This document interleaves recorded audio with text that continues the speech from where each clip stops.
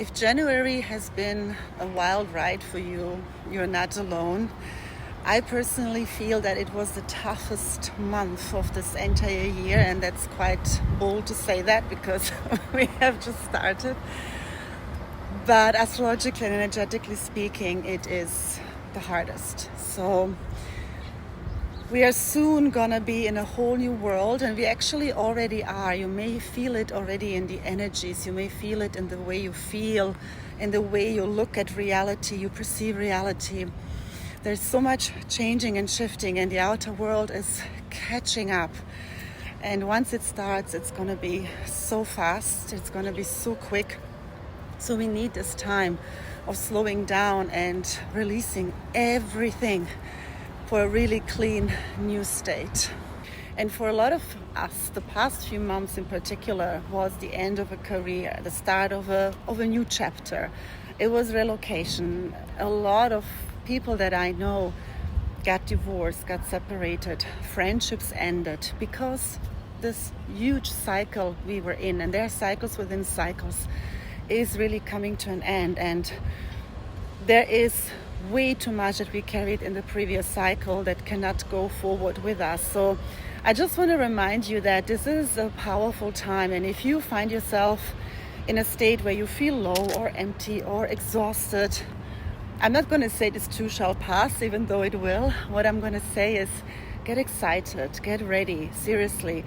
And everything that you feel now still needs to be transmuted and let go of.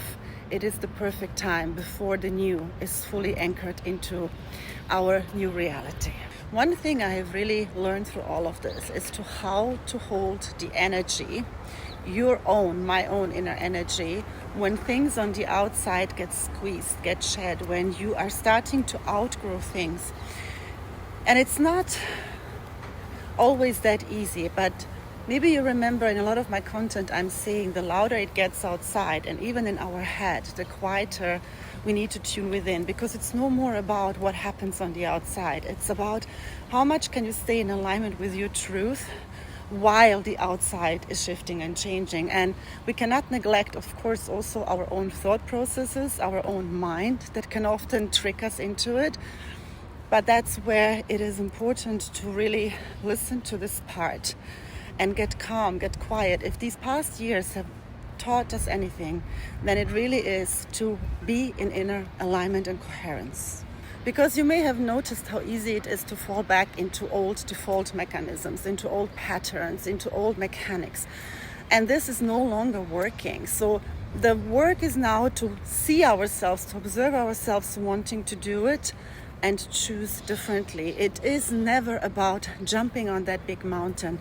It's the little things, the little decisions we make each and every day that truly determine how the path forward is going to be for us. And I'm not going to say we create our reality.